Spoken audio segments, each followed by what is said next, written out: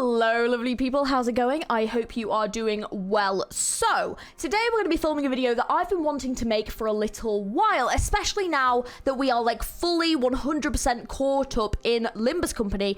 I wanted to do a video making a tier list of all the characters so far, like how good they are, how much of an impact they made, like do we like them, do we fucking hate them? I know one in particular that's going straight in the lowest tier. I think we all know which one I mean. And just, you know, do we want to see these characters come back? And just discussing the characters of Limbus Company. You know, are they good? Are they bad? What's going on? So, we're going to be doing a tier list to do this. I figured this was a nice way to do this. And I think once Kanto 9 comes out, this is definitely going to be a tier list that could change depending upon what we see and who comes into it. But I just wanted to use this as an opportunity to kind of like go over Limbus Company as a game and just kind of talk about the character development of Limbus Company, because it's something that's really, really significant in Limbus Company and it makes it stand out as a gacha game in its own right. The character, if you've not played Limbus Company, if you're just watching this, I can tell you right now, Limbus Company has one of the best gacha games for character development. And the reason why Limbus Company can do such a great job with its character development is because it has a core cast of a significant amount, like 13 people, I would say, like the core cast, and then there's a few that are very, very recurring characters. And the great thing about this is that it means that throughout the entirety of the game, you can continuously be developing these characters and telling a story over a long period of time, kind of like you would if you were playing a long form game. And that's the great thing about this, is these are not characters that just appear and go. You have your core cast that are just in it with you for the long term, and that is the best thing about this game. Other gacha games do this too, don't get me wrong, of course they do. Reverse 99 is a great example. There is some of that in Arknights as well, like Honkai Star Rail also does this. Wuthering Waves to an extent does this, like a lot of gacha games do. But Limbus Company is very special in there is this really key focus on all of these characters, and the story follows each of these characters per canto, and we have this whole development of them, and then we have several characters that are just developing through the entirety of every single canto that we've got. So we have like some amazing characters that are really, really well developed, but we also have some characters that I don't think have been developed quite as well as they should have been. However, the beauty of it is, of course, they could be developed in the future, which then means for my tier list they would change depending on how good the development is, because you can develop a character badly as well, and also character development can go in a direction that you don't think it's going to go in. So let us go to the tier list. It's a little bit zoomed in, the ads are driving me insane, but we're here. So let us begin with, of course, the GOAT, the main character, the MC, Dante. Dante is a character whose development I was really thinking about the other day, because I was thinking, like, from where we met Dante to where they are now, and how they've developed as a character, and especially in the most recent event with the Arknights collab, I was like, this is a great moment to compare the Doctor to Dante, because they both play very similar roles in their management of the characters that they are like with and managing, like it because they both have management roles, like they are playing very, very similar roles. And it was really interesting to see how like knowledgeable the Doctor was, like how kind of wise the Doctor was, and this kind of stuff that the Doctor was saying. But then also in this event, seeing Dante be like that to an extent, but also still admit to their flaws and not necessarily knowing lots of things about the city. And that's what I love, is that with Dante, yes, they have become a better manager over time, and they're getting better at these scenarios, and we have these great moments in each canto where you see how Dante has been observing and interacting with the sinners and is definitely getting better at managing them, and also just acknowledging them as people and acknowledging their feelings and understanding them and helping them to understand themselves, but also assisting others in doing that. Like a great example is like with Sinclair, like helping Sinclair to reach out to Don Quixote in Canto 7. And it's really awesome to see Dante's development that way. And we've obviously been getting like little tasters as to Dante's future development and where their story will go. However, for me, I would like a little bit more. I think the last time we had any, I believe, was in Canto 7. We didn't really get much in Canto 8 with Dante sort of developing the next step. And I think the last thing we really saw focusing on Dante was like the clock move, and everyone was like, oh, and then there's been nothing since. So I would like to see things moving a little bit more with Dante in that regard, and getting some more hints as to like what's gone on. But I feel like it has been a while since we've had that. So for me, Dante, I mean, Dante's a great character. Has to go in S tier. I'm setting the standard high for this one because Dante is such a great character. Okay, next, Yi Sang. Yi Sang, same again, is a very interesting character because I think with Yi Sang, the great thing about them is that they had this awesome realization in Kanto 4 and this great development in Kanto 4 where they, you know, recognized this mirror self. They wanted to be free. They recognized this dream that they had and that they could have it, and this freedom that they could have.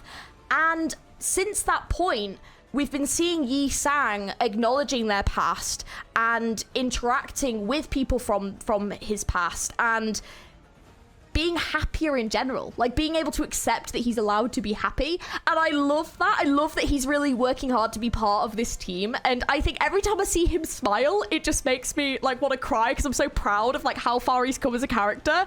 It's so good. I think with Yi Sang, I would love to see a little bit more development with his past, and I think we will get that eventually. But I think that Yi Sang obviously is not the focus of these cantos, but I did love seeing that focus of him in Kanto 8. So same again, Yi Sang is an S tier character for me. He's so good. Oh, Faust. So Faust is a character that we obviously work alongside of a lot. Like, she essentially does play the role of like, I think she actually guides Dante more than Vergilius does. In all honesty, I think Vergilius as the guide character doesn't guide that much. Like, he wasn't even in Kanto 8 barely. Like, he was in the beginning and then he left. Like, I don't even think he was in, I don't think he was there. Like, he just literally doesn't even guide us half the time, which I'm fine with, but I would love to see more Vergilius because he is such a cool character. But Faust plays that role a lot of the time.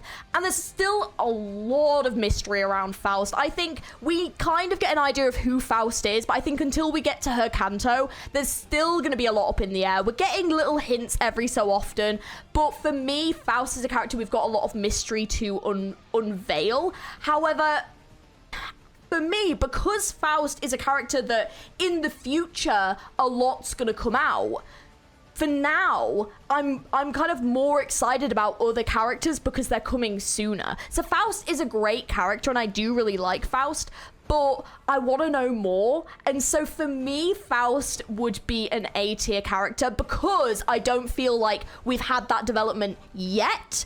But I think when we get it, she'll go straight to S tier. Don Quixote. Oh, they've actually put them separate. Okay, interesting. All right, Don Quixote is one of the best characters in the game. That humor through the voice acting is so uplifting while you're playing Limbus Company. It's so important to have a character that's really, really light and airy, especially when you've got really serious topics. So a character like Don Quixote is so ideal as that comic relief, and she plays it so well. But then also her Kanto was so heartbreaking. It just absolutely tore me apart. It was so devastating, but also so well done. And then the voice acting was still absolutely incredible for those angsty moments when she was Sancho. Oh, like, some of the best moments of the game have been with Don Quixote. She's a great character.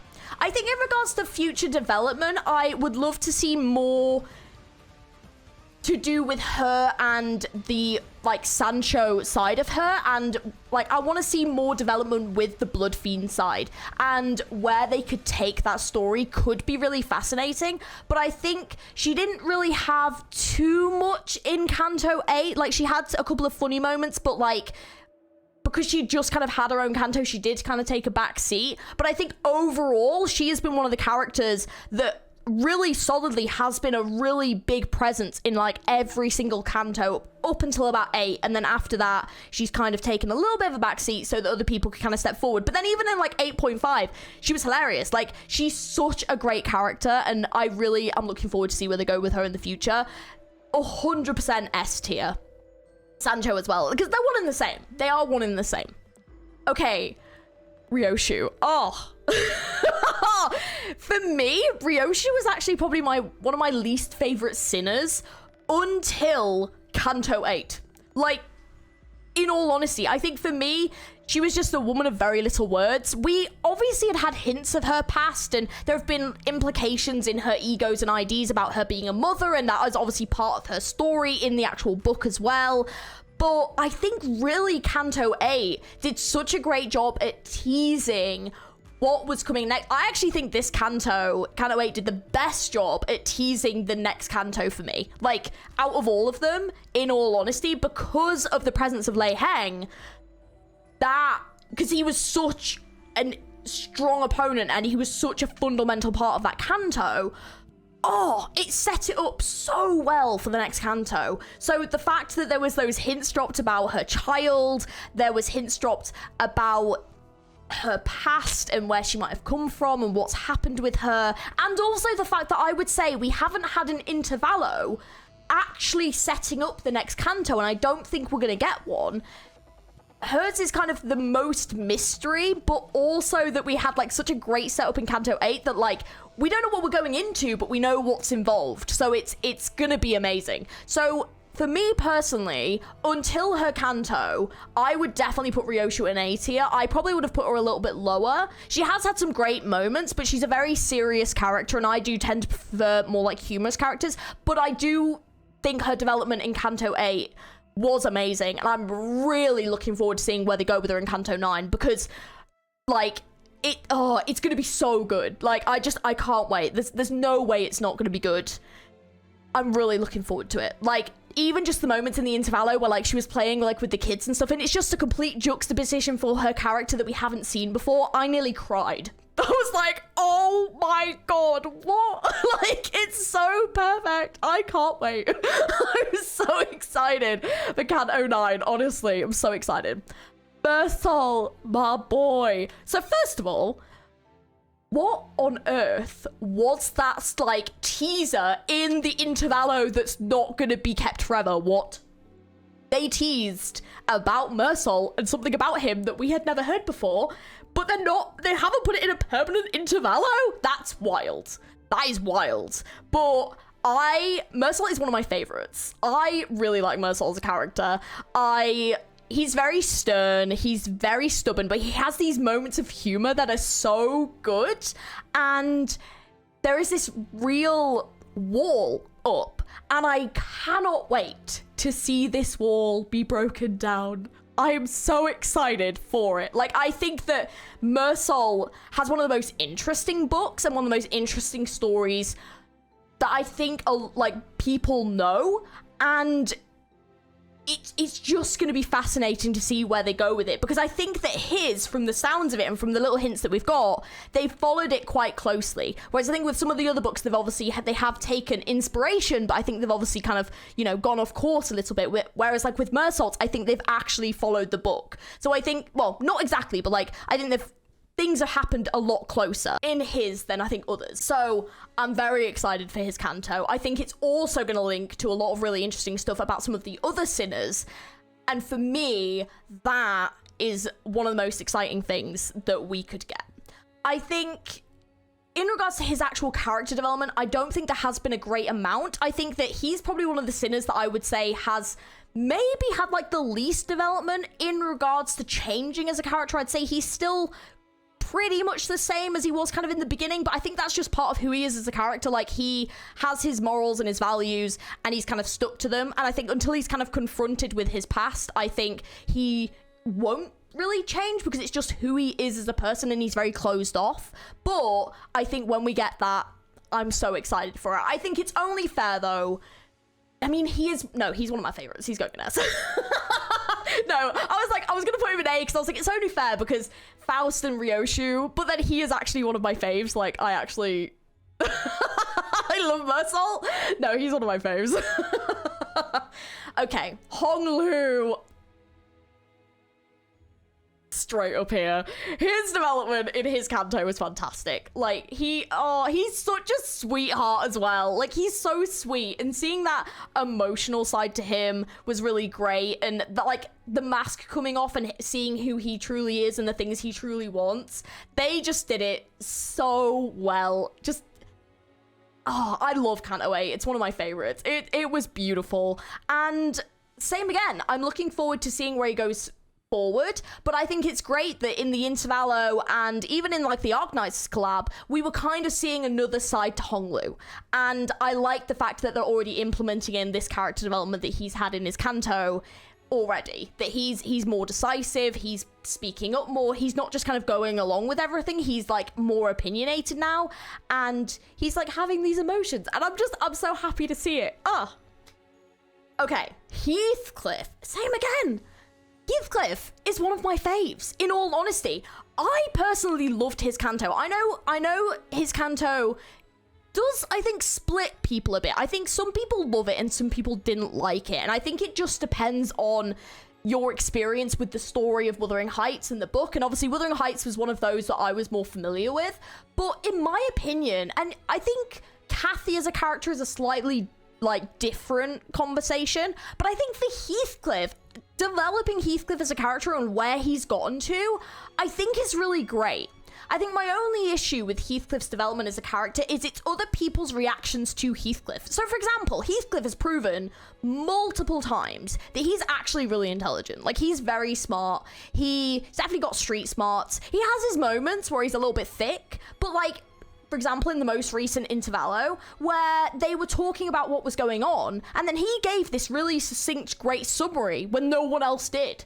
And they were like, well, yeah, that's what it is. And then everyone was like calling him stupid, and even characters that didn't know him were like calling him stupid. And I'm like, why does everyone think Heathcliff is so stupid? Like, he's genuinely really smart. Like, he's actually a smart person. Like, he's, you know, he knows stuff. Like, he knows how to do things. He's not thick at all, but people treat him that way. And I think for me, I don't like that it feels like, because of what happened in his Kanto and the memory loss that the Sinners had and stuff, and the fact that they don't remember certain aspects, I think for me, it feels like the Dante and Heathcliff are aware of Heathcliff's development as a character, but sometimes the other characters aren't. And so I don't always like the way they treat him, but I think that Heathcliff has definitely become a lot more patient. He's become a lot more, like, he's definitely more outspoken. He definitely has his moments where he still has his temper, but I think he's gotten a lot better at putting himself across and thinking about things clearly, and he gives people a lot more chances. I think right at the beginning, he was like smashing heads in at like the first sign that he didn't like something. Nowadays, he's like,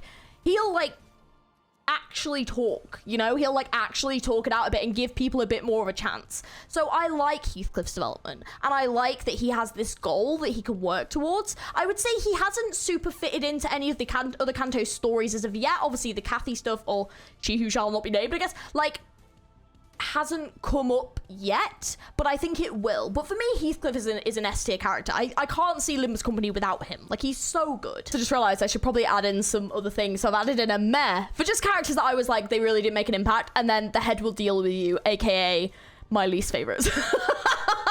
So I thought that was a very fitting category. All right, next up we've got Ishmael. So Ishmael, for me as a character, their Kanto was great. I really enjoyed their development. I think it was really great to see their story kind of meet full circle. They kind of got their revenge. But obviously, same again, we don't know where this character is going to go. We know that Ahab joined Herman, so we know that that has happened, but we've literally seen hide nor hair of that. Like, we've seen no we've seen nothing since that Kanto. Like, nothing has happened with that. So we're kind of waiting for that at the moment. Ishmael, for me, I think has kind of plateaued. Like, she's kind of just, for me, it feels like, and she did admit this, that she's just kind of along with it until her time's up. And then, you know, I feel like she's not as invested in the company as everyone else. Like, she's there to do her job, and then she's there to go. So for me, I feel like the other characters definitely feel like they're getting more of a family dynamic, but I don't really know where they're going to go with Ishmael from this point forward. I think she is a character that, for me, I feel like plateaued a bit. Definitely still a great character. I like how organized she is. I always find the stuff with like her and Otis with like the boat stuff, I always find that really fascinating, and it's great having someone who's very serious and like knows the rules and stuff, but I don't really know where they're going with her. So I'm gonna put her in A because she is a great character and she's had some amazing moments. I definitely wouldn't put her any lower, but I do feel that they need to kind of do something with her. I feel like she doesn't really do much nowadays. Let me know if you disagree. I feel like that's definitely a hot take on Ishmael as a character, but yeah, I feel like since her Kanto, she's not really done much. So yeah, I definitely want to see them do more. All right, Rhodia. Rhodia is probably the character I have the most controversial take on. So for me, there is 2 characters. Actually, no, I would actually argue 3 now, because I think it's become kind of evident they're doing with this. I feel that there are 3 characters who have not had the full development that they're going to have. And I'm not saying that the rest of these characters who are here have, by the way. That is not a statement that I'm saying.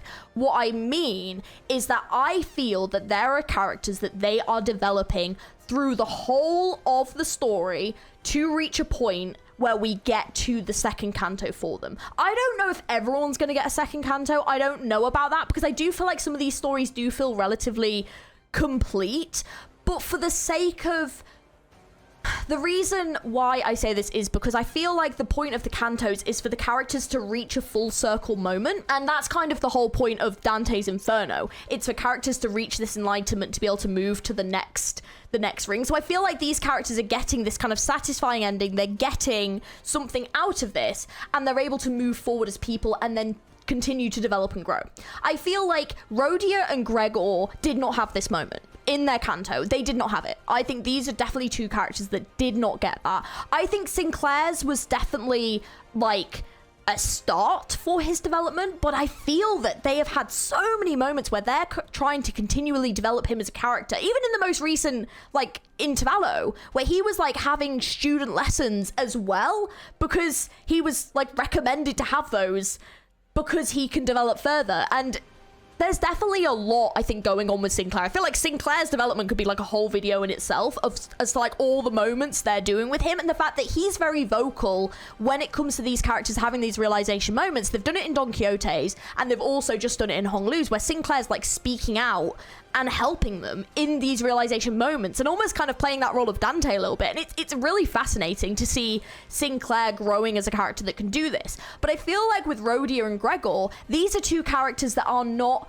yet at the point where they can accept the past and move forward. And I feel like these are the characters that have had these moments have made that realization. So Rhodia is a character that I see developing through the cantos to a point where we end up getting a canto part 2 to maybe develop her as a bit more as a character. And I think that we've seen this, like we saw it in like the Time Killing Time Intervallo. We saw some development with her. We've had like little moments with Rhodia, and we're kind of getting little moments where we're getting Gregor's past sprinkled in. Obviously Gregor to me is definitely an end game character. Like there's more to Gregor. We've had these hints in the Intervallos that there's something more to him. He's special.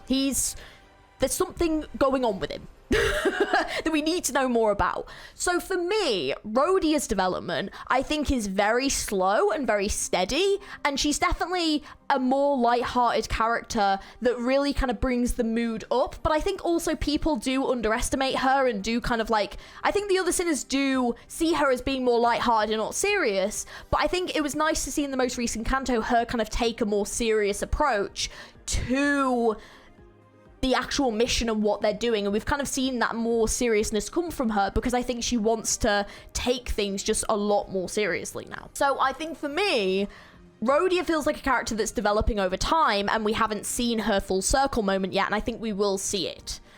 But for me, Rhodia, I would probably put as an A tier character because I think she also has moments where she's not always my favorite character, or she can make something a bit more lighthearted than I think the moment needs to be, and I like seeing that kind of seriousness from her. So it's like I'm looking forward to seeing where she's going with her development.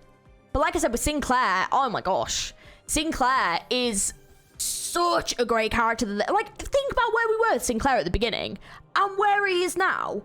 Insane. The amount of development they've done with Sinclair as a character, it's like in every canto, like every single canto, like solid development with his character that they're really pushing forward. So same again, I think Sinclair is like an end game character that they are, because he's also like the youngest, isn't he? Like they're fully working Sinclair's character development to get to a point. And I think when we see that point, it's probably gonna be linked to Damien and the Mark that we, still don't know a lot about. Yeah, Sinclair's one to watch. He's absolutely a character that, like, is going all the way. Like, he's fascinating. One of my faves. I've not necessarily put this in order, by the way, but there is one character I am going to do that with, but not yet. So, this is probably where... This is where I'm gonna, you know, probably lose a few people here, okay? Hot take. Otis is my least favorite sinner. She's B for me. The reason for this, as a character in herself, she's a great character for the role that she's playing. Like, she's bossy, she's demanding, she was previously a soldier, she had command, she, you know, looks after Dante. However, she also has this side to her where, like, she's probably the sinner most likely to betray everyone, potentially. Otherwise, Ryoshu and Rhodia, they're the other two that I think could. I think that she is... I don't like how rude she is to the other sinners, in my opinion. I think she has had a little bit of development, but she's been pretty much the same since the beginning. I don't really think she's changed. I think we saw a slight bit of development in Kanto 7 in regards to her attitude towards the Blood Fiends, and that was good to see. But her Kanto's like right at the end. Like, she's not gonna have much character development for a while, and I'm looking forward to seeing it. And we're getting these little hints about Otis, but for me, there are other sinners that I'm just more interested in. And Otis's personality type is not the kind of character that I usually like. So there isn't this softer side to Otis that I'm seeing, or this more emotional side that I'm seeing. It's just this like hard brick wall that you keep hitting every so often. And there's only so long you can do it before you get a little bit like, okay, well, I'm just gonna go and do something else, you know? Like, I'm not getting past this. So I think until Otis has some like proper character development that is like significant and not just like a moment, I don't think she'll be any higher than than a B tier. But I do like her as a character, but I don't enjoy her as much as the other sinners. Like, when they do an intervallo, if like it's about the other sinners, I'd be a lot happier. Like, I'd be like, okay, oh, it's cool, but like, I'm not actively putting Otis in my teams. Like, unless she's got an ID that I want to use, she's cool, but she's just my least favorite sinner, you know? There's just other sinners that I think have done stuff that are like some of like the best moments in the game for me. Where do I put him? Just so difficult. Where does Greg go? Oh, I don't know. Just he fell. I dropped him.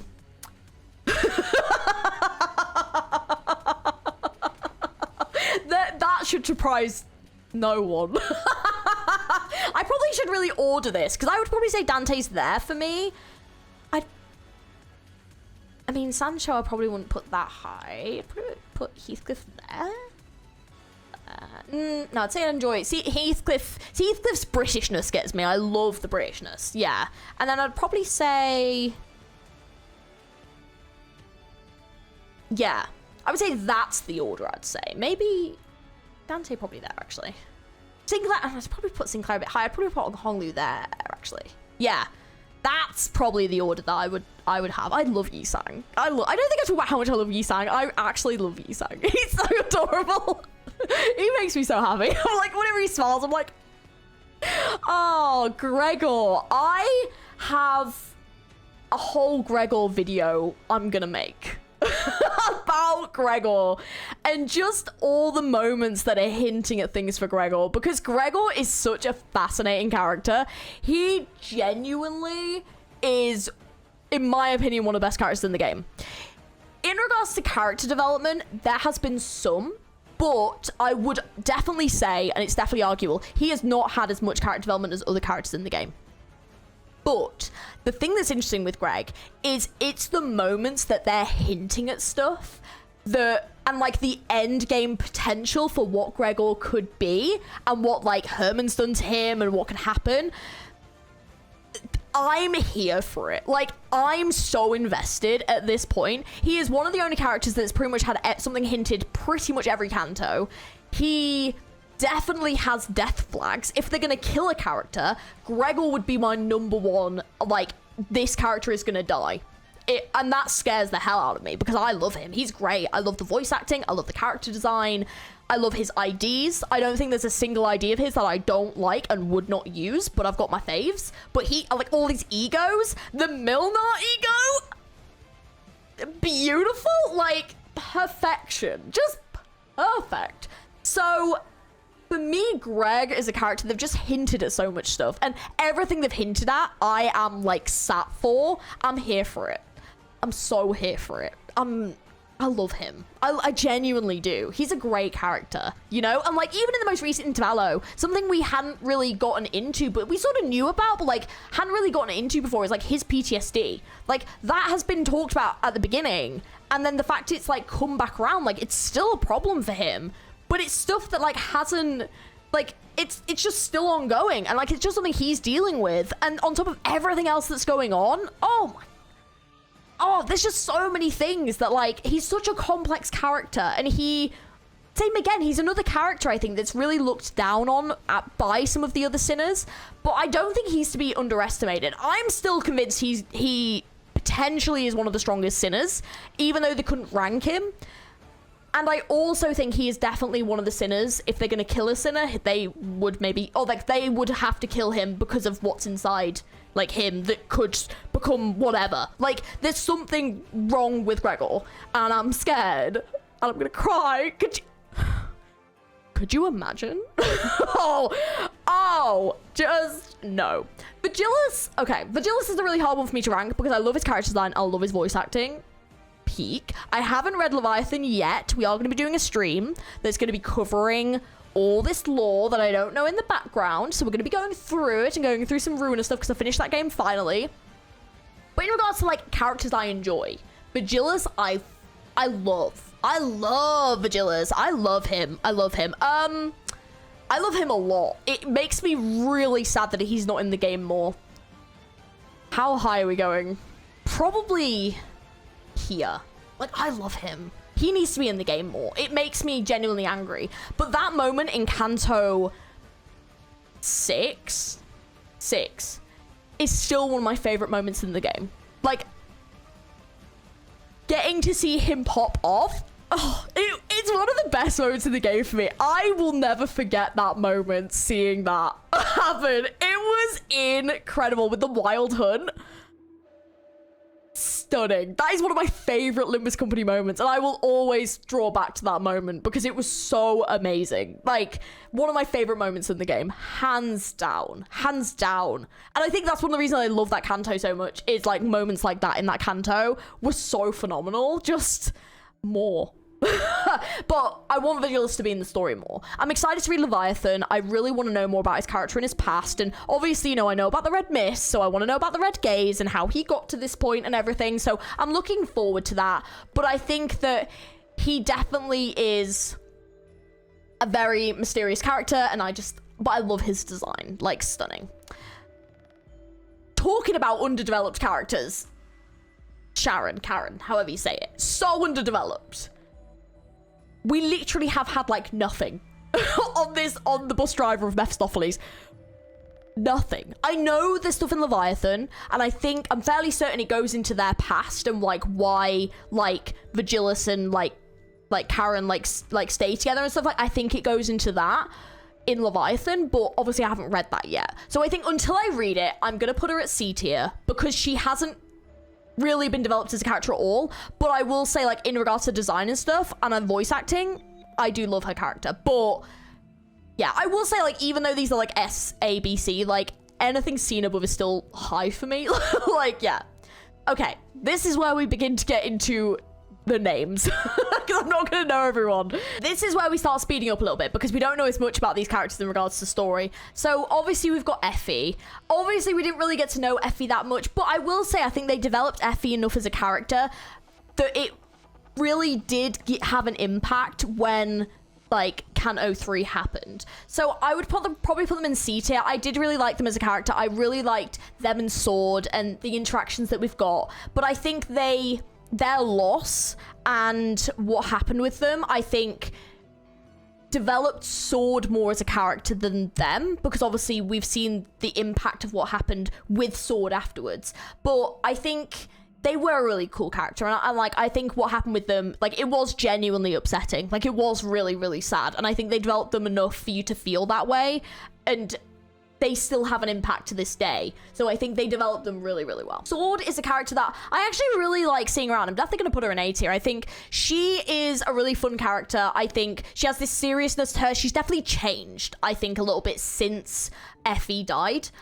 There's definitely more of a seriousness to her, but I do also like that there's still that kind of fun side and that kind of like teasing side, and she's not completely 100% serious, but there is also that like underlying sadness, and it's like really tragic to see, because whenever you see her, I don't know if about you, but I'm always drawn back to Kanto 3. It always pulls me back to those moments where what happened with like Effie and everything is like, it always pulls me back to that and always makes me feel a little bit sad and a little bit like regretful. And I think that the characters made enough of an impact because they told the story so well with them. So for me, like, they're great characters, and I like the designs. I like the designs too. Voice acting is great. Pilot, I think, is a character that hasn't, for me, really had much of an impact. They're definitely quite funny, but I think we do need to see more of them. So I'm going to put them in D tier. I think we just need to see more of them in the story. Cayman, I literally don't remember who this is. I just looked at the name. I was like... So I'm going to put them in meh, because I do not remember them, unfortunately. So I'm sorry if meh makes anyone like, what? That's my favorite character. I'm just going to be like, I don't remember them. I'm sorry. I'm sorry. This head's just full of Gregor, okay? I'm sorry. Oh, there's definitely some controversial opinions that are going to be coming up. Okay, interesting. All right.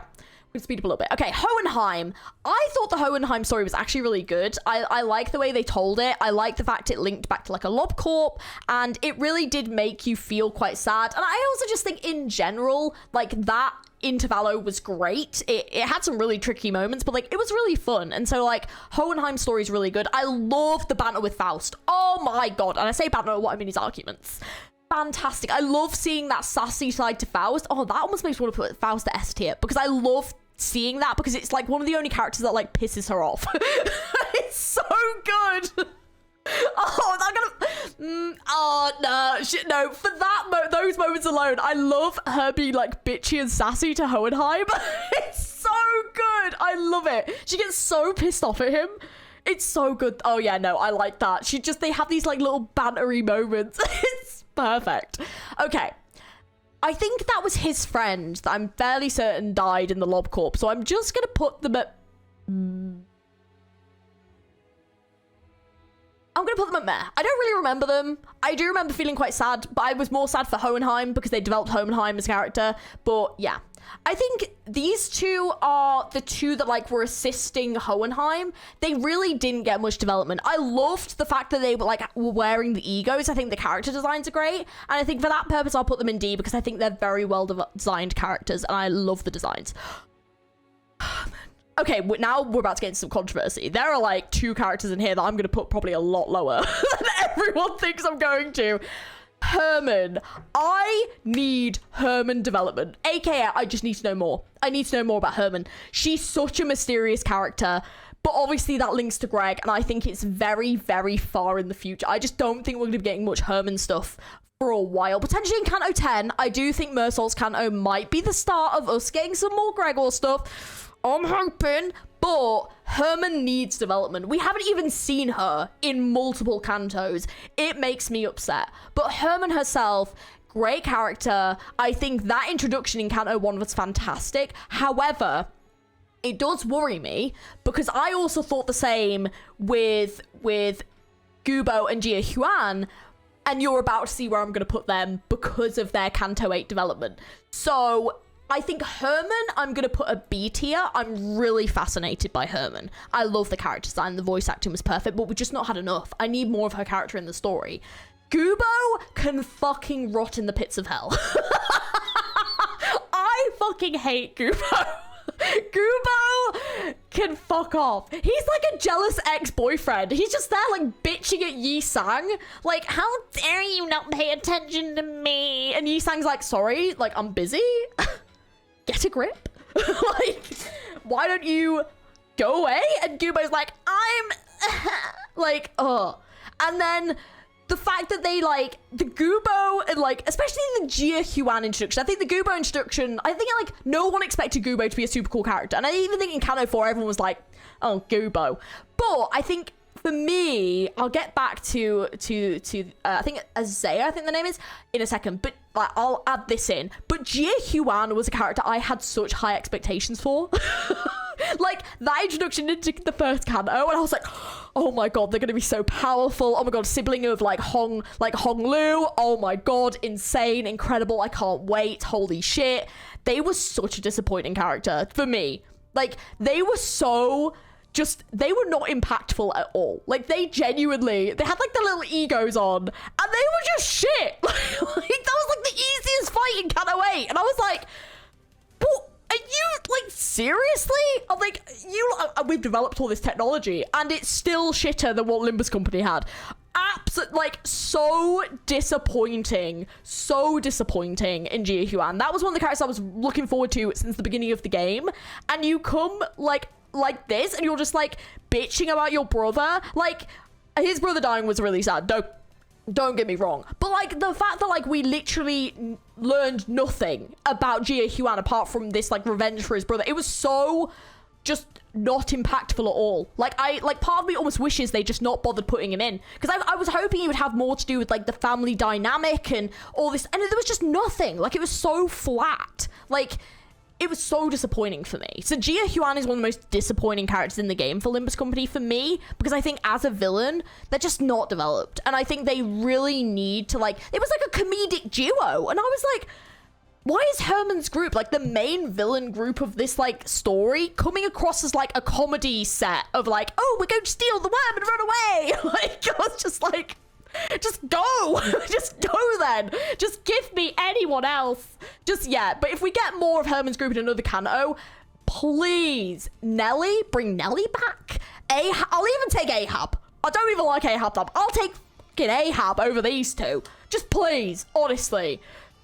I can't do another comedy set with these two, and they're not even funny. Like, they're not even meant to be funny. They're just bad. No. Next character, Azea. I don't really remember them that well. I know they were in Heathcliff's Kanto, and they were the one that was like setting up the basement, I believe. And I think they've got past with Yi Sang, I believe, but they didn't really make a mass amount of impact for me. I do like the character design, and I remember liking that reveal, but I don't really remember much more. So until we get more, they kind of have to sit relatively low. But I think like they are part of Herman's group, so I am expecting to see more of them. So yeah, I'm definitely not putting them down here because they don't deserve that, because these two do. Because oh my god, another character joining them soon. Damien. Talk about another character that's needed more in it. I really like Damien. I think Damien's great. I want more Damien. Damien, please. Let's have more. We need more of your mysterious scarfness. We've not seen you in a couple of Kantos, mate. Where are you? Don't know. But I wish they would appear. So Damien is definitely a very mysterious character. I don't think has been developed super well. We obviously know that they've got a past with Sinclair. We know that they kind of went to school together, but then there's this huge gap, and then they're just appearing with scarves and friends, and I'm like, who are you? What's going on? We know it's to do with the mark. So yeah, obviously I'm very invested in Sinclair's development. Damien definitely plays a role in that, but also all of Damien's friends keep popping up in each Kanto, being all mysterious and shit. So yeah, I need more. But in regards to like a character that's like good, yeah, very good. Rim, I actually really like the design. I remember thinking they were really interesting when we were talking to them, but same again, we just haven't really had much more. However, I would actually say that Sanson, same again, was actually, I'd probably put them in B tier. Like, they were probably one of the members of the group that I think we interacted with the most. Like, we were with him quite a lot in his Kanto. But this bitch was playing games. Like, this bitch was, like, hinting at future stuff. And I still need to sit down and break down that whole story moment for Don Quixote's Kanto. Because, like, what was that? Like, there were so many things he was hinting at, using the characters and and like putting them in costumes, and like I loved that. I thought it was really great. But like, yeah, I love the fact as well that like it didn't really feel like he was working with us, and he definitely in a way, kind of felt like he's working against us, but then we're still trying to help us. And it was just, yeah, it made me feel for the first time that Damien's group is not necessarily that well-intentioned towards us. And so I do really feel like they are definitely meant to be a neutral third party, but they do definitely have things that they're working towards and investments. And so, yeah, I really felt for the first time like a threat from Damien's group, and I liked that. So yeah, I'm really intrigued about this character. I really want more of them. I don't know if we will get more, but I do want more. Okay, next up we have Panther, Lion, and Wolf. So I'm just gonna do these three characters together because obviously they were all kind of at the same point right at the beginning. In all honesty, I wanted more, but they didn't really make a lasting impact. So I think everyone remembers them, but like, I'm not sat here going, oh, I really want them to come back. Like, they just were characters at the beginning that I think introduced us. And I really, now that I've played Library of Ruina and gone through the story of LobCorp, I want to kind of go back through the beginning of the game again, and now that I know a lot more of the lore and the story and everything, because I want to know like the significance of a lot of things that were said at the beginning. So I'm really considering doing a playthrough again of the early Cantos, because I also want to do a Gregor video and other Sinners videos too, so I'm going to need to do a replay anyway. So I am considering doing that, because I feel like there's been a lot hinted at through the story that then has come true, and then stuff that's been hinted at that's not gone anywhere yet. So I really want to look back and kind of go through it. But yeah, Yuri, I'm gonna put her a B. Yuri was such a sweet character. Like, she did not deserve that. Like, it was so unfucking necessary, and her death was definitely, unfortunately, to push Gregor forward as a character, and to also introduce like the brutality as well of not only, you know, abnormalities and distortion and everything, but on top of that, like Herman's group too. Like, it was a brutal beginning to the game. I think a lot of people look down on Canto 1 and like, it's not as good, because obviously it's not as good as later stuff, but for me, I genuinely love Canto 1. I thought it did a great job at pulling people into the game, because I think that people wouldn't be playing if they didn't enjoy the first Canto. So I think as an introductory Canto, it did a great job. Like, I genuinely love Canto 1. I think they did awesome. But Yuri was such a sweet character, definitely showed the brutality of the city to new players, and yeah, I always feel sad looking back. Like, it just makes you sad. Aya was definitely a character that, in my opinion, to me, didn't really make an impact, but I did like their design, and I remember thinking they were quite sweet. And same again, just shows you how brutal the city is. Hopkins can burn. Hopkins. That bitch. I am waiting for Hopkins to come back to suffer a brutal death.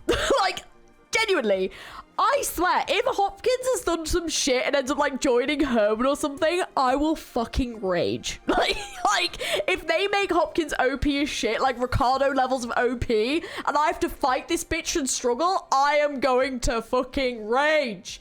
This bitch does not deserve it. Like, he's evil. Like, he evil, sneaky bitch. And like, a lot of the time, a lot of characters that have betrayed us, because we've had this recurring theme in Limbus where like a lot of like NPC characters that help us do betray us sometimes. Like, Hopkins is one of the only ones that didn't get a comeuppance. So I'm like, you didn't get away with that. Excuse me. Come back. You need to come back now. I don't remember who this is, but they are just going to go in there because I like the design. It's pretty cool. And I think this is like the manager that I'm fairly certain like Gregor knew, I think. And same again, I love the design, but it's going to go in there. Like, as a character, they didn't really impact me in the story. Like, I don't really remember them. Same again with this character. I think this was a character from Gregor's flashback. Same again, they do, like, I do remember bits and pieces. I really want to replay the first Canto, but in all honesty, I don't super remember them, but like, apart from like a thing of them dying, I believe they died. But it makes me want to know more about Gregor. So like, this is the thing with some characters, is they are kind of there to give you that backstory to help push the development of other characters. So for me, because I love Gregor, I obviously want character development for him, but I also want to know more about like characters like Herman, who have had like a significant impact on his past. But characters like this, you know, you do need them. Like, you do need to see them. But for me, like, they didn't really have much of an impact going forward. Next up, we've got Sonya. So I think Sonya is actually a very interesting character. we haven't seen a lot, but this is another character that I think really aids in Rhodia's character development, and I love the kind of history of these two, and then this kind of juxtaposition of where these two are at the story, and the fact that, like, obviously we're not seeing Sonia's development ourselves, but we're hearing of it, and I really want to see where Sonia's ended up. So I've got a lot, I'm very curious about Sonia as a character, and I think that it could lead Rhodia to go to some very interesting places, but we're just waiting for that development. But I love the design. I remember thinking the voice acting was great. Like, yeah, Sonia's a great character. I'm excited to see where they go. Ada, I remember thinking the boss fight's quite cool. Like, the boss fight was pretty cool. Like, I'll put them in D tier. I think these are, like, the bosses that they were, like, gambling against, I think. I think I'll just put them in there. Like, I don't super remember them. Oh, Chroma. Okay, this is where I feel like with Chroma, either Chroma's in S tier or Chroma's, like, like the lowest tier possible. Like, people love Chroma. I personally think for a villain, Chroma was a cool villain. But as a character, I freaking hate Chroma because of what she did to Sinclair. Absolutely unnecessary. I also hate people shipping Chroma with Sinclair. I don't like that ship at all. I really don't like that ship at all. That ship makes me uncomfortable. Like, Chroma is so manipulative, but as a villainous character, she's pretty great. Is she the best villain that we've had? No. But she's pretty up there. So I would say, in regards to, like, impact, the design's pretty cool. I actually love the idea they got from her for Faust. And I love the one, like, the fact it has an impact on Sinclair's. And I think where they went with her character was interesting, but I definitely think they could have developed her more. So I would say, personally for me, I'd probably put her in B. And I think her monster creature was actually a really cool fight. So I'm also going to put that in B. I'll probably put that maybe there. I'd also probably swap them too. Yeah, I think that's fair. Yeah. Okay. And then this is it Guido? I can't remember his name. He's pretty cool. Put him in D. I thought he was pretty cool. Oh, this is the superhero dude. I don't remember his name, but I do remember thinking he's quite funny, and I liked his interactions with Vigilis and Don Quixote. But we need to see more. I'm gonna put him in C. I always thought he was quite cool. He was definitely quite fun. Oh, now we're on to Yi Sang's Kanto. Oh my god, I've got opinions on you. All right. So the first one we've got is Alfonso. Alfonso looked really cool. They just didn't do anything with her character. Like, we got, like, a little hinty tease as to what could happen in that district in the future. But, like, that was it. Like, they just kind of were there at the end and they looked awesome and everyone was like, ooh, and then they were gone. So I want to see more, but I do actually love their character design. Also, this character's called Siegfried. That's their name. I completely forgot. Oh, you. Oh, man. Oh, he's definitely one of those characters where I was, like, really rooting for him to be, like, the good guy. Like, I wanted it so bad.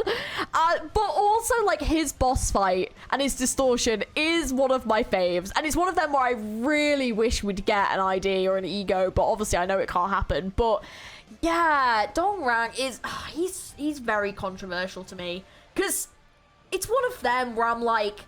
I really enjoyed his character, and I liked the Yi Sang story. I maybe liked Yi Sang's Kanto maybe more than other people maybe did, but I really enjoyed Yi Sang's Kanto. It was very slow going and very long, but I think it told the story of Yi Sang in such a beautiful way, and I think it needed to kind of be that long to really be very effective. But I was annoyed at aspects of him, especially to do with Samjo, but I did think he was quite fascinating as a character, and I did like that whole story. And as a villain, I definitely sympathized with him maybe a bit more, and was, I guess, like, sad for him in some ways. Definitely more than Chroma, I would say. Yeah, like, I was definitely a bit gutted that he wasn't going to be in it anymore, in all honesty. Shren, I genuinely, I think this is the character that got cut in half. I really don't remember her story. I'm going to put her in meh, because I honestly don't remember. I think the coolest thing I remember is her dying, which is not a great memory, but it was just an awesome moment for Ryoshu. I'm fairly certain that was what happened to her. Something happened along that line. She definitely got cut in half. I remember that. I remember thinking, oh, shit. And that was about it, but I don't really remember much more than that. Oh, Dongbaek. Oh, nah. She's a great character. She, yes, again, even though we didn't see very much, it was a character from Yi Sang's past, and it was so tragic, and it really showed the impact of, like, what had happened in the past with Yi Sang's group and all of his friends, and the moment when they reunited, and, there were some really great moments in that canto. It really makes you look back and kind of go, like, oh my god. It was so good. But yeah, Dongbaek, definitely a character I would have loved to have come back. Samjo I loved until the end of his character. That moment, I'm still mad that they did that to his character. Like, that is one of the dumbest decisions I've ever seen in a game.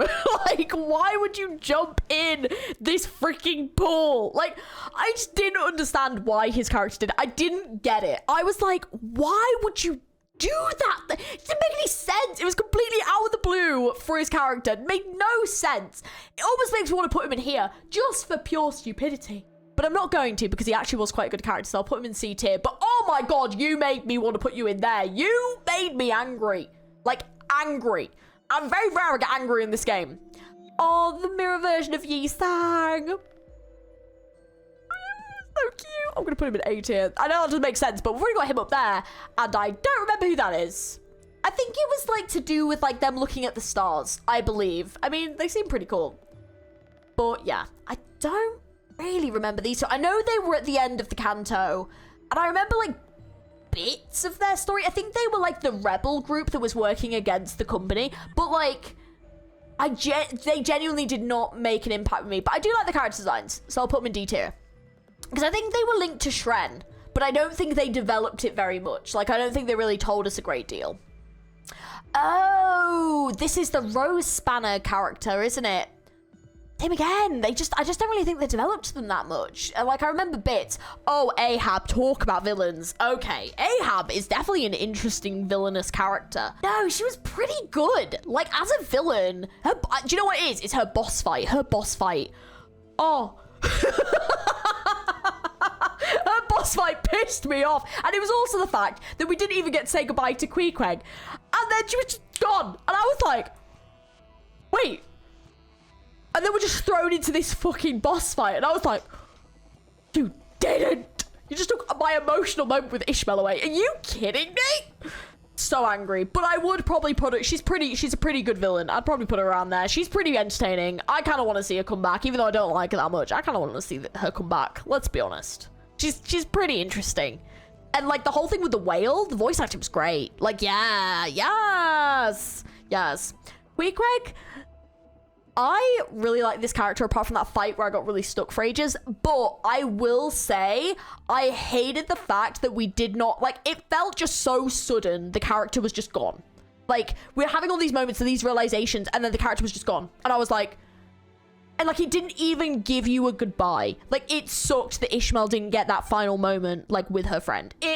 That sucked. I hated that they did that. It really upset me, because I was like, where's this like emotional moment that they've reunited and finally are talking about things, and then did I skip a node? Like where's my emotion? Little moment, where's the goodbye? That hurt my soul. But I actually love the design of this character, and I think they were really interesting. I actually really like them. Ooh, where are you going? Ooh, where are you going?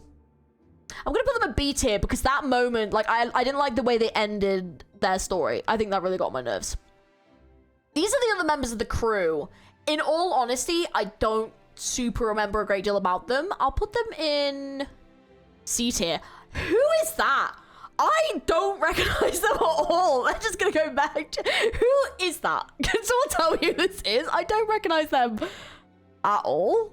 Are they even in Limbus? Like, apparently they're called Stub. That is how much of an impact they had on me. I not only didn't remember the name, I didn't even think they were in the game. There we go. I didn't remember. I think they were like the second mate after Starbuck, I believe. I did not remember them at all. Like, yeah. But I remember these two had a similar fate to Queequeg, and like, same again. They had enough of an impact in the story for me that I was like genuinely sad about it, you know, and like pissed off at Ahab for like doing that to them. This character design is awesome, but they did not develop them at all. So I would probably say D. But they do actually have a pretty solid design. Like, I love the piratey theme. It's great. Oh, Ricardo. Same again. Talking about a good villain for us. Ricardo amuses the hell out of me. I love Ricardo. Like, I hate fighting Ricardo, but I love Ricardo as a character. Probably higher. Yeah, I'm gonna put him at the top of 80. Oh my god, Ishmael. There you go. He's such an amusing character. It's so fun whenever he comes in. I love the Heathcliff thing. It just makes me laugh every time. And he's brutal, and it's awesome. However, as someone to fight, he's a fucking nightmare. Whenever I see him, I know I've got a boss fight, and so that moment of like dread hits me. So he's definitely going in A tier and not S tier because I don't want to fight him anymore. But as a character, he's so amusing. Like, he's hilarious. He's such a good character in the game. Like, I like the fact it's continuing over multiple cantos, and it's him just like trying to get his revenge. But it's gonna get to the point where like we are strong. Like, he's not gonna be able to beat us, and I can't wait. I can't wait for that moment. I think that's just one of his like people that works for him. I really don't remember, but they do have pretty cool design. Oh, this is the Indigo Elder. That's the name. I wanted to make sure I got it right. Ooh, such a cool character to be teased. Didn't get a lot of them, but definitely gave us an indication of like the power scaling of the color fixers that we haven't seen a great deal of in Limbus as of yet. Obviously, we're getting there. Indigo Elder's one I really want to come back. I'm going to put them at A. They were really cool, and I love their character design. I love the bits of lore that we got to learn, but we definitely have a lot more to learn about the color fixes in Limbus, and Indigo Elder was definitely like a character that really teased that, and I like loved that. It was just so good. Indigo Elder still gets brought up now. Like, definitely a character that had an impact for sure. They were great. Oh, Kathy. All right, this is where we get onto the controversial conversation. All right. Personally, I quite liked Kathy's development. I think if you've read the Wuthering Heights book, it was definitely very different, and they definitely took inspiration from Wuthering Heights. It didn't follow Wuthering Heights, but they definitely took inspiration. I personally thought they did a pretty good job with Kathy, and I think her being very separated from the story in a way really lent to us not knowing her, but like Heath knowing her. And so obviously we were seeing things from Dante's perspective, so like Dante obviously didn't know Kathy, and then this sacrifice that was made, yes, it did feel kind of random, but like Heathcliff understood that significance. And obviously, you know, the other sinners don't have memory of this. Heath obviously does. So I feel like Kathy's a character where like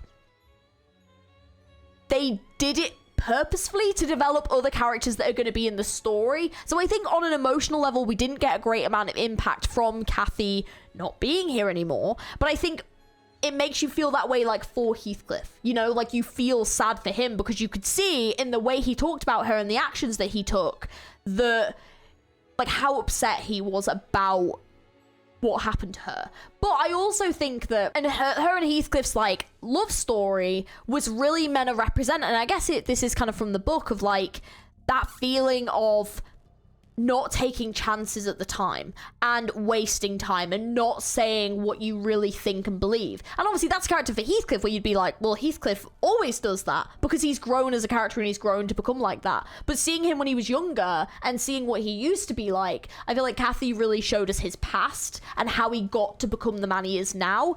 And we obviously see them have that exchange to some extent at the end, but you know, and now he's got this new resolve. But yeah, she was definitely a character that was there to develop Heathcliff. I think that hopefully she might come back, or we might learn more about her in the future. But I think that she did develop as her own character to an extent, but I think because we saw things through Heathcliff's eyes, it was more about learning about him. But I don't think we learned a bit about her, and I think it did make me like, for example, like the end boss fight with her, like the other Kathys and the wailing and the voice acting, I thought that was amazing. I really enjoyed that. I know other people didn't necessarily.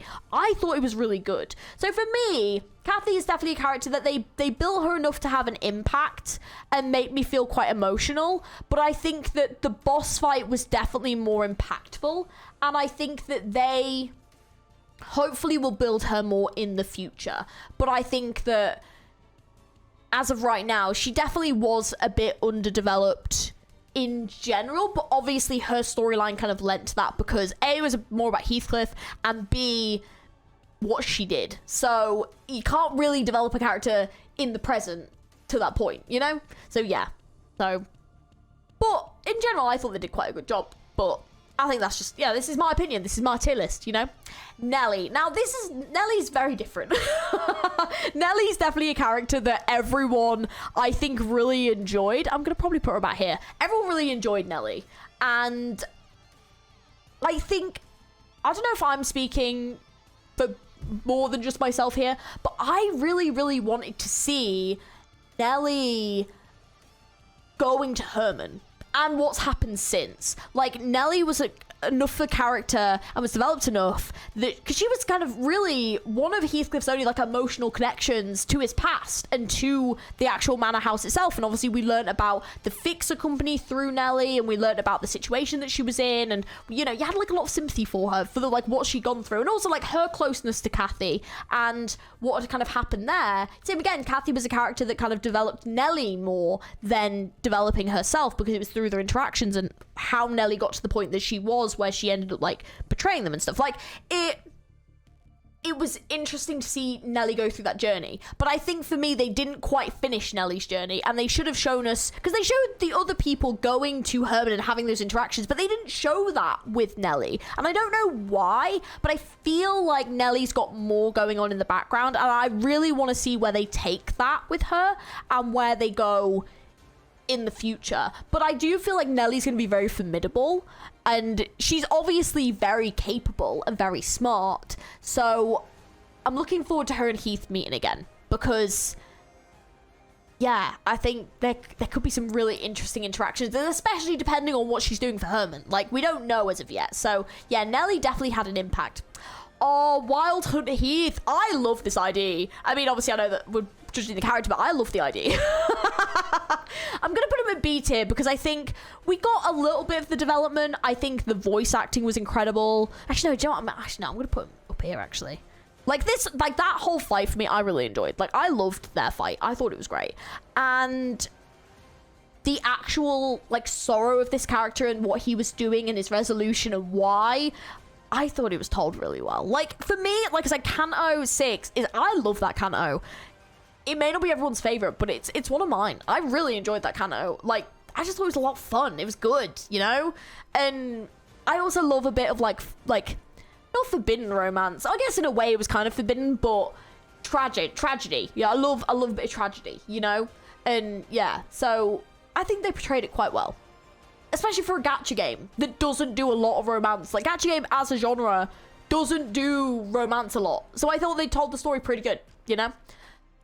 Oh, he was a pain in the arse. He's going straight in there. He was an arsehole. I hated him.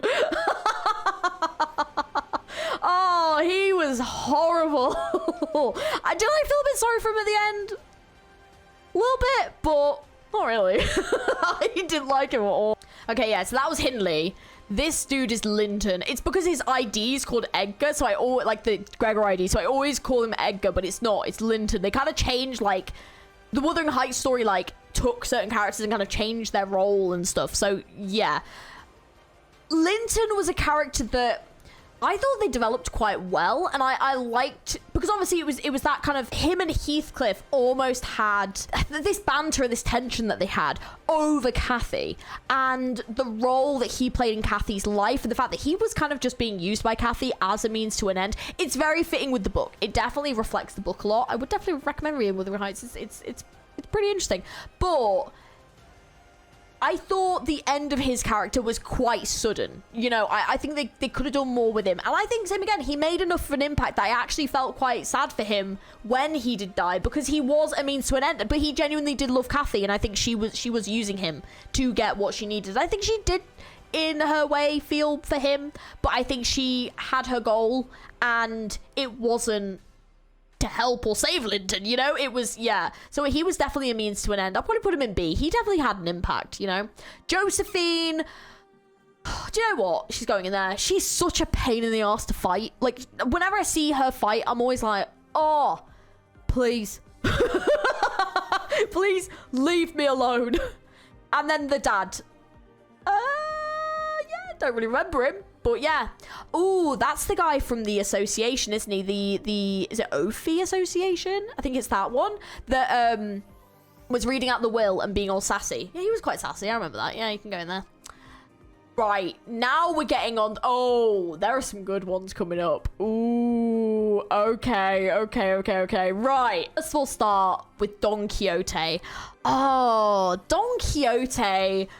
I wish we'd had a little bit more of Don Quixote, but I really liked them. I liked that hope that they had, and I liked that what their goal was. It was just so sad to see them. Oh, like the state they ended up in. It was so tragic. And to me, it felt really avoidable. Like, it was just such a tragedy.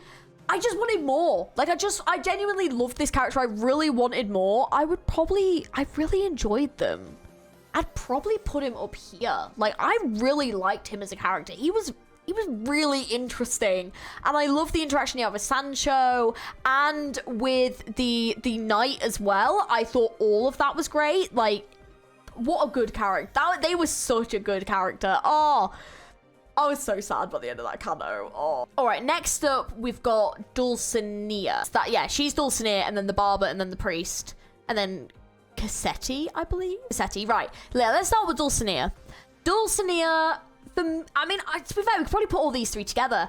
I feel like they played their part, but I think the story was more focused on Don Quixote and Sancho and their story rather than these three. I think they definitely developed them a little, but I think that it was more about the development of the other characters. So I think for me, I loved all the designs. I'd probably put them at B tier. I'd probably put them a little bit higher than that because they were very enjoyable characters in the story. But also as well, I mean, for me, the priest, I'd probably that, but only because I love the Gregor ID of the priest, and the story is like so tragic. I love the way they like told the story of Gregor's ID as the priest. But as a character, like all three of them for me were pretty even. Like, they were good, but I think the story was more focused on Sancho and Don Quixote and her as well. So, and Bari, that's it, Bari.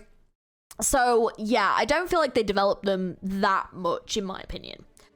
Cassetti was a pretty fun villain, but same again, I think was more used as a means to develop the, like, Sancho Don Quixote Blood Fiend reveal in the Intervallo, rather than developing them as a character themselves. But they were good in bringing about the lore of what the Blood Fiends were and giving us more of that story. So Cassetti did their job. Like, they did a great job with that, for sure. Bari. I want more Bari. I definitely want more Bari. I think 8 is actually quite fair. I loved the interactions with, I'd probably say, maybe there. No, there. Yeah, I'd say there. I think Bari left us with a lot of intrigue. And we learnt bits and pieces, but I want more Bari story. Love the design. That fight with Don Quixote and Bari, such a peak moment. Oh my god, so good. I need more. Like, I want to know more. I want to know if Bari's still around. I want to know what's going on. Love the design. Just, the answer is yes. I need more. I want a Bari ID. Okay? Like, where's my Bari ID? Oh, these are the two. Is this Moses and... Oh, they're from the detectives. Oh, the distortion detectives, I believe. I can't remember their names. But they left me with a lot of intrigue. And I love the character designs, actually. I'm probably going to put them up at B because I don't know a great deal about them, but I want to know more about them. Like, yeah, and the character designs are great. But, like, I love that there's a whole story about them. Like, I want to know more. So the answer is, same again. Yes.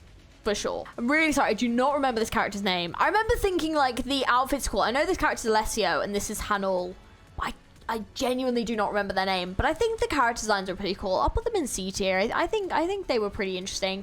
Same with Alessio. I think Hanul was more interesting to me because they were grade 1 fixers, and they kind of like brought that aspect of that to the story, but also I'm like, I want to see more. Like, they were really cool. I really like their design. I think I'm gonna put them up in oh no, I'll put them pretty high up in,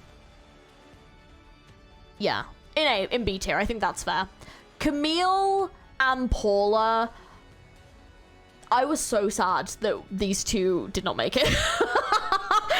Especially Camille, like, the aspect of the streaming and stuff, I thought that was really cool.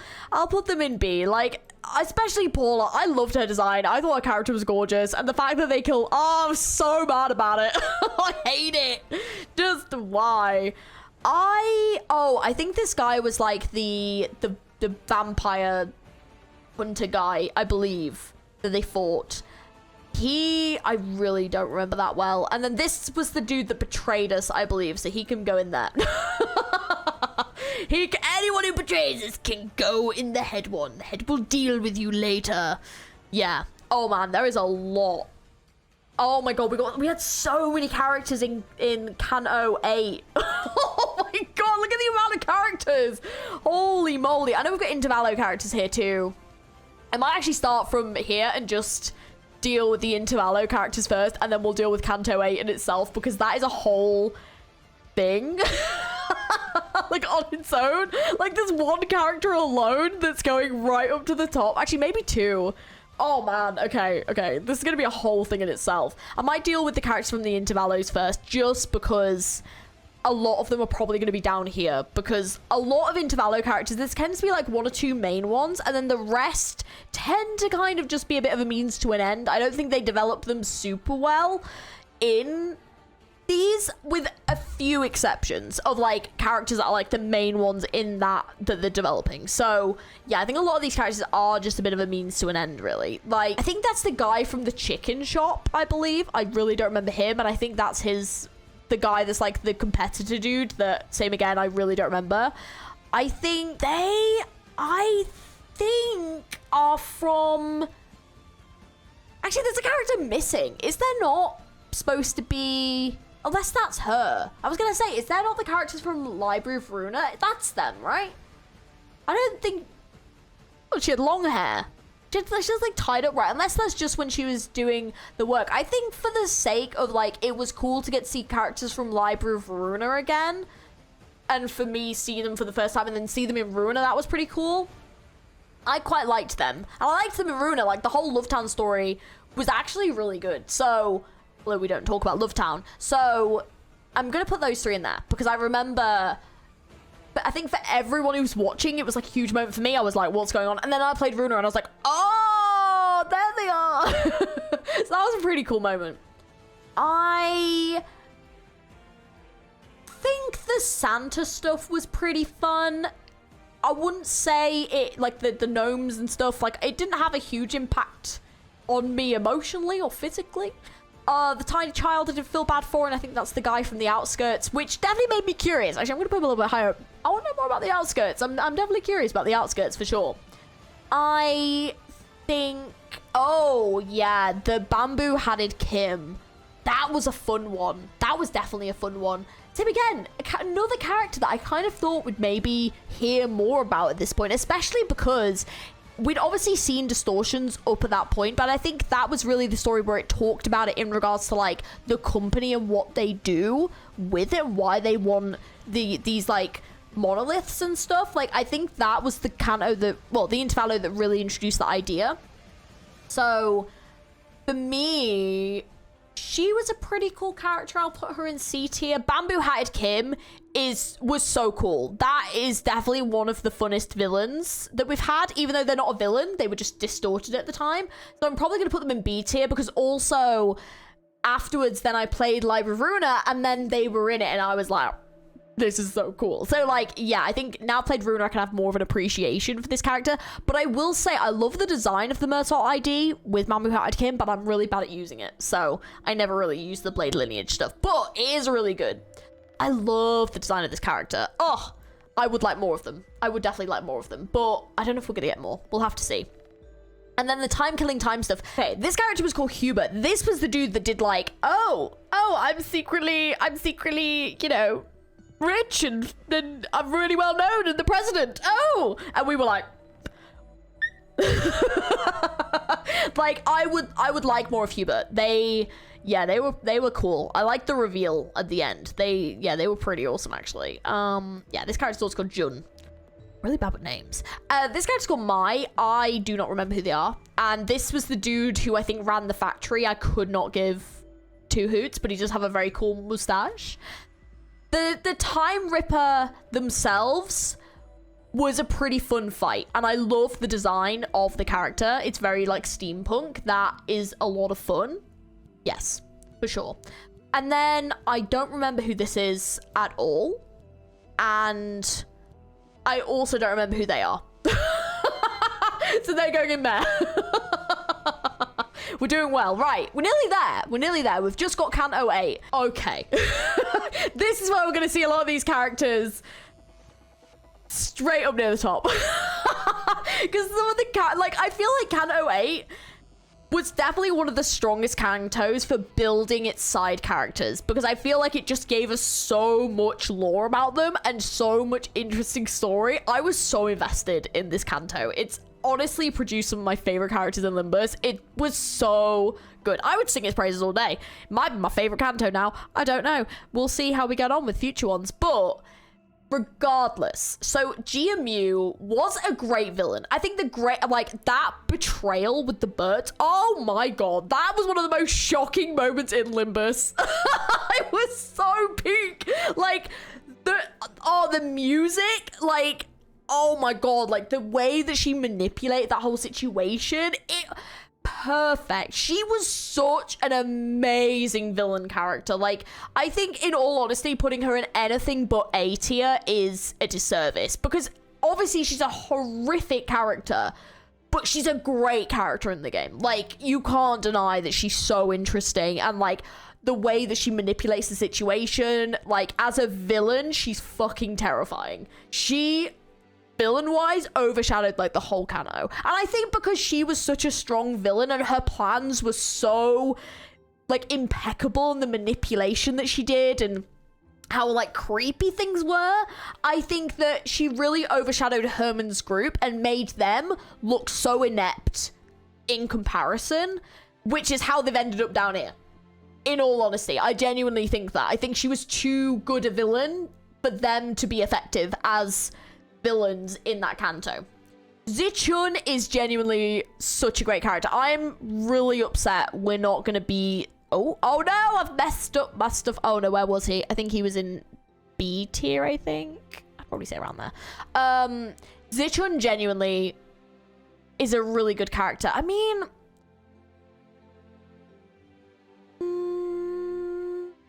I'd probably put her at the top of A tier. I think that's fair. Like, she has had really great development, and to become such like a beloved character in only a couple of Kantos, like everyone loved her in Tavallo. Oh no, I think she has to go at A, even if she's here. Like, sorry, S tier. Like, she's a really great, I think she has really good development, and I think that as Honglu's sister, we absolutely got to see that more emotional side of things. Just, yeah, whenever she was on screen, it was a pleasure. She was like really fun to like play and to like get to do fights with and stuff. Like, she had this like childishness to her, but also this seriousness, and I really enjoyed that in general. Like, no, and I'm genuinely like sad that we're gonna be going to the next Kanto without her. Like, I really would like her to stay with the company, but obviously she can't. But like, I'll be happy to see her in the future, like, for sure. I really hope she comes back soon. Oh my god, one of the best characters in the game. I'm sorry, right there is where he belongs. Honestly. My favorite NPC in the game. The development, Jia-Chu, Kong-Chu, however you refer to him, the development of this character was phenomenal. Like, oh my god. What absolute goat. Like, honestly, peak. That Laheng moment, that is one of the best moments in the game. But honestly, just there were so many good moments. Like his fight is one of my favorite boss fights in the game. It was so impactful. He's clearly powerful. Like, it's the fact that he easily could have gone down this vengeful route, but still took the time to, like, train and understand and get in touch with his emotions and become the person he's become and gain power, not only physically become strong, but also, like, mentally become really powerful as well. And want to help. Like, he definitely could become an issue for us in the future, but I love the fact that he became an ally, and that was not what I thought his character was going to be in this Kanto for us. So, like, seeing his character become an ally for us through the Kanto, and especially towards the end, and that we all had, like, the same goal in mind, and it was so fantastic. Like, I cannot think of an NPC character that we haven't got to play as of yet, fingers crossed, that, like, I love more. Perfect. Like, he's so good. I love him. His design is incredible. His introduction genuinely made him out to be, like, villainous. So, like, the 360 turn we had, oh, that was fucking perfect. I just can't think of an NPC they've done better. Like, genuinely. For me, genuinely one of the best characters in the game. I've even argued with myself whether or not I love him more than Gregor. That is how much this character had an impact on me in this Kanto. I think Gregor, for me, holds so much mystery. And so does he, but I also, like, Gregor is, like, a main character, so, like, we're following along with Gregor. Whereas, like, we're probably not going to see Kong Chu for a while. Although I'm kind of hoping he pops up in the next Kanto. Fingers crossed. But, I don't know if he will. But, he's introducing a lot of really great concepts that I think are going to be coming up in the future Kantos. But I need more. I need an intervallo about him. Like, I need it. I need it like I need oxygen. Such a great character. I want 10, 15, 500. I love him. Oh, he's so good. Oh, man. Another great character with some really good development, Lin Yu. Oh, man. So, she played quite a fascinating role. Definitely an A tier for me. I'll probably put it there. She played such a fascinating role because obviously in the book, I don't know if you guys read the book, but if you have, she is one of Honglu's love interests. And I think she was, for me, probably the only love interest I think they actually did kind of hint at for Honglu in this. You really felt the tension between these characters. Even if they just put it as childhood friends, it's up to you whether or not you ship it, you know, personal preference. But, like, I did actually feel tension between their characters. There was a genuine sadness, and the way things worked out, it still was quite a sad ending for them. Hopefully there's some hope in the future that maybe they can reunite, even if just as friends. But, like, there was a genuine tension between them that I was like, wow, like, this is actually really palpable here and, like, tense. And, oh, it honestly was just... Oh, it was so good. Like, she was a great character. When we didn't have her in the team, I was genuinely sad because I really enjoyed using her. I was really hoping we were going to get a Dayu ID. I was hoping we were going to get one. I don't think we are going to get one, but I was really hoping we were because she was so fun to play as well. Like, she was a really good character, great support, really good to see a character that, like, had Honglu's best interests at heart.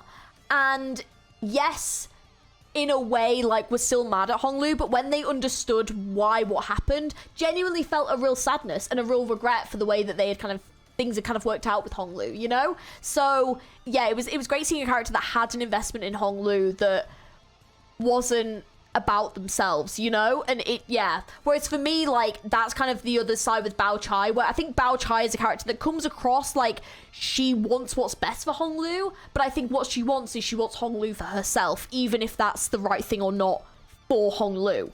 So Bao Chai is a character that's very selfish in her love, whereas I think Dayu's a character that's very selfless in hers and is like, not, you know, she's like, I'm gonna go and find my own path now and I'm not gonna wait for you anymore, you know? Like, and I think that, like, it's really beautiful to have a character like this and a character that wants to develop beyond what she thinks she deserves, you know? Whereas, like, Bao Chai now obviously is in a real situation, but, like, Bao Chai, same again, I think has the potential to develop into a really great villain, but as a character, kind of like is all right. You know, they're all right as a character. I think they've been very obsessed with this idea of like this engagement and this love that they have and this love that she has for Honglu and this like obsession. And I think they do put that across relatively well. But I think it definitely became more interesting for me when Yu Chun became involved and obviously did her like weird manipulation thing. And then in the intervallo where there was like hints of stuff with Bao Chai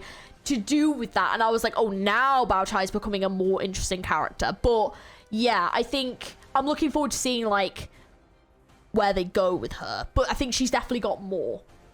Zhu Pan was so fun.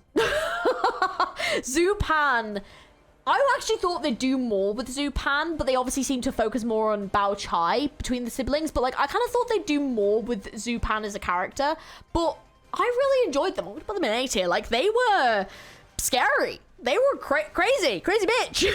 Like, but fun. Like, Zhu Pan is genuinely a fun character. I liked their presence in the Kanto. I thought they brought this tension to it, and I thought they brought this kind of anger and hatred towards Honglu, and I think they played it really well. I think they definitely could have done something a bit crazier with Zhu Pan. I think that like their character just kind of like fading into the background and just kind of going off to do their own thing was a bit weird. I was kind of expecting more of a comeuppance for some of these characters, and it just didn't really seem to happen even in like 8.5. But yeah, Zhu Pan is definitely one that like I wonder if like they'll come back at some point. But like even in the intervallo they were just kind of like, I'm here and I'm gone now. And it's like, oh, okay, I was kind of expecting a bit more. But yeah, I definitely want more from this character. Like, I like them. I think they're pretty cool.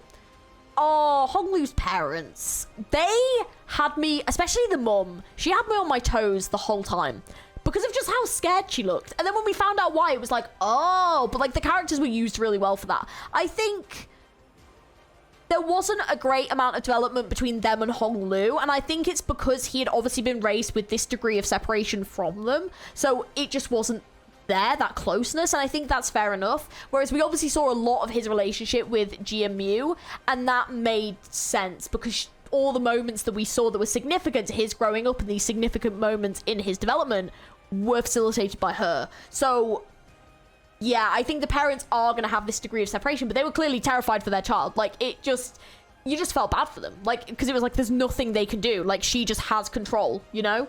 So yeah, it was just kind of wild. Oh yeah, I think his name is Yu Chun, I think. Yun Chun, I think. She is a great character. Love the design. She has the potential to be a really cool villain, I think, at this point. Like, yeah, maybe I'd put her a little bit. Hang on. There you go. She did cause a lot of tension. I'd probably maybe put her there, actually. Yeah, she caused a lot of tension. Love the voice acting. I love the character design. I want to see more. She definitely did enough to draw my attention, for sure. Like, I'm really fascinated by her, and she, like, her abilities, like, what the fuck has she done to Bao Chai? She's pretty great. I love the tension that she brings. I think she could be a great villain, like, on her levels, because she seems quite cunning. I think we've, like foiled her this time, but I feel like she's gonna go and have a bit of time to cook, and we're gonna come back and she's gonna have made us a whole banquet full of poison. And we're gonna be scared. But I'm excited. Like, yeah, she's brewing something. I'm looking forward to finding out what. Oh, yeah, his younger brother. Oh, Jie, like the real Jie Huan. It annoyed me so much because like they built that up and then like it was just really sad that he died, but then it was just him not really doing much about it. It just felt so flat for me. I was so annoyed, but he was genuinely quite sweet. It was sad. Like, he's just a child, you know. He didn't deserve what happened. Like, I'll put him in there. Like, he was just a victim of the city, and it's another one of those where like it just sucked, you know. It was just sad, a sad moment. Oh, yes, I liked him. I loved his design. I thought, yeah, I think B tier is fair. I think, no, definitely above. Definitely above, I think. Yeah, he was like one of the like significant NPCs in Kanto 8. No, he was good. I liked him. I think he was like a nice character to give us that story and was definitely very neutral, but kind of on our side as well. Like, it felt nice to have a character like supporting us in a way, you know? Yeah. And I love the design. It was cool. I think these are like the other members of like that family. Didn't have a mass amount of impact for me, but I will put them in D because I remember like every time. Oh, actually, no, I'd probably put you. You're like around there somewhere. Yeah, and this is the other like the Shi. I think they're from Shi family, I believe. Yeah, and Jichun was like, yeah, chatting. I'll put them in there as well. Oh, is that the dude that distorted into that? Because I think he's the dude that distorted into the pretty cool one, and we also fought him in the Intervallo before. Yeah, he was yeah, he got kind of owned a couple of times. Like Ricardo was after him, and then also like Kongju. He was really just not. He was not it. He was just getting owned left and right. Yeah, he was pretty fun. I'll put him in C. He was pretty fun. Like he was just getting owned. But like the distorted form was cool. I think he also can go about there as well. Oh, the family that got betrayed, the Kong family. Oh, she had the worst fate. She suffered. It was so bad. Like, that was so fucked up. She deserves to go around here just for her suffering, because I'll put them both there. Because, like, they just seemed really kind and they were just trying to help, and GMU was just completely manipulating them, and it was just kind of like, oh my god. That whole moment was just insane. That, same again, is one of the moments that will like live in my brain in Limbus as one of the like the best moments of Limbus. So good. Oh, insane. Oh, this is like all the is it Jean Ren? I thought the Jean Ren, I'm gonna just rank all these characters the same. The whole reveal of them was really effective. I think it was creepy. It was like it was weird in a way, because it was like, oh my god, they've been like watching everything Honglu does, and this is like his whole purpose for life, and the Jade Eye, and you know, and then even just like with the worm, and it was like just so twisted and fucked up, and the fact that like they're all immortal through these different routes, it was so fascinating, but it was like messed up. I'm gonna put them in B tier because I think it was very effective use of so many characters, and it was just so creepy. Like they were creepy, and I love how all the different designs were different things that we could kind of reference and see, and they'd kind of made immortality work in that way for them. Like, it was just so eerie, and I love that horror aspect and the body horror aspect of Limbus. So this was a really great use of it that we don't always get to see in Limbus. So yeah, I love that. Like, yeah, like the horror nerd in me was like, oh, that is dope. Like, it's so fucking twisted and horrible, and the fate for them as well was just like fucked, you know. It was great. I think they did a really good job. I think that's the guy that betrayed us. You can go in there. Get your ass in there. I do not remember who you are, so you're gonna go in there because I don't remember you. Oh, Jire. Oh, I felt really bad for her. She was just like trying to look after like Honglu. Oh, you're definitely going higher. Definitely going higher. Maybe about there. I'd probably put you a bit lower, actually. Definitely put you a bit lower. Yeah, I think that's fair. Yeah.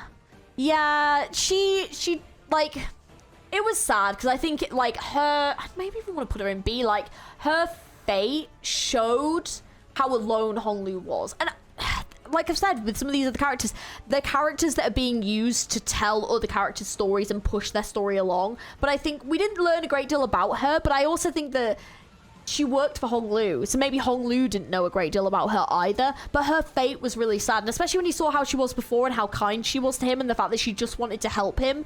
And then what happened to her, like, you knew enough that it, like, was tragic, and it, like, made you feel sorry for her as a character, you know?